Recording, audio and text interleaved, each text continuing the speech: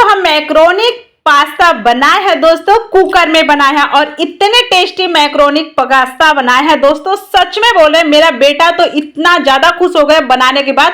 पहले बोला तो मम्मी नहीं बनेंगे, अच्छे नहीं बनेंगे, नहीं बनेंगे, परंतु सच में बोले दोस्तों, जैसे मैंने उसको पास्ता दिया ना, बोला मम्मी बहुत टेस्टी बने हैं।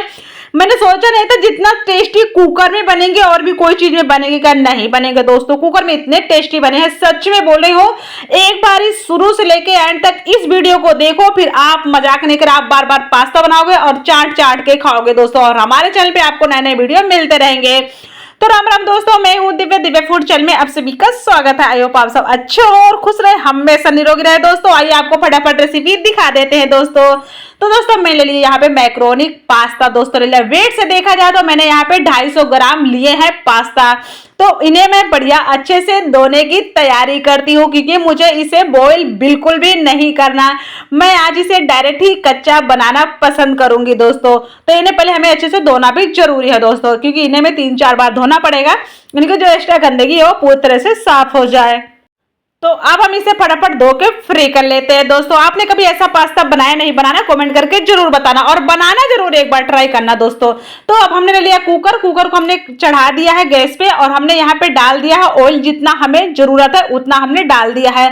और ऑयल गर्म होने के बाद हमने यहाँ आधा चम्मच डाल दिया है जीरा दोस्तों, और 2 हमने बिल्कुल बारीक कटे हुए प्याज भी डाल दिए हैं। 2 कटे हुए प्याज डाले हैं। आप अपने हिसाब से कम या ज्यादा डाल सकते हैं, आपको जो खाना है आप वो ऐड कर ले, जो नहीं खाना आप उसे कैंसिल कर दे, स्किप कर दे, ना डाले दोस्तों। और बारीक कटा हुआ हमने यहाँ पे प्याज, मतलब प्याज तो डाल दिया, टमाटर भी डाल दिए हैं दोस्तों। तो हमने 2 टमाटर को बड़े बड़े साइज में लिए, तो उसको भी हमने बारीक काट के डाल दिया है। तो प्याज को हमें जलाना नहीं है, इस चीज का पूरी तरह से ध्यान रखिएगा। और हल्दी डाल दिया है, यहाँ पे लाल मिर्च कश्मीरी पाउडर ऐड कर दिया है, फिर हमने धनिया डाला है, फिर हमने तीखी मिर्ची लाल वाली डाली है और स्वाद अनुसार नमक डाला है। अब हम इसे अच्छे से बढ़िया सा मिला लेते हैं दोस्तों।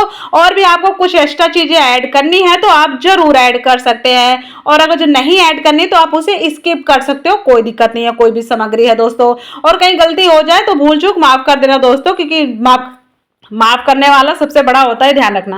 तो दोस्तों हमने उसे ढक दिया था 2-5 मिनट के लिए, और बहुत बढ़िया सा हमारा मसाला भी पक गया यहाँ पे और हमारे टमाटर भी गल गए हैं दोस्तों। तो हमने यहाँ पे डाल दिया 1 चम्मच आमचूर पाउडर। आप चाहते स्किप कर सकते हैं, ना डाले दोस्तों। हम यहाँ पे डाल देते हैं ब्लैक सॉस, मतलब ब्लैक वाला वो जो अपना विनेगर है, विनेगर डाल दिए हैं दोस्तों, 1 चम्मच से ज्यादा डाला है।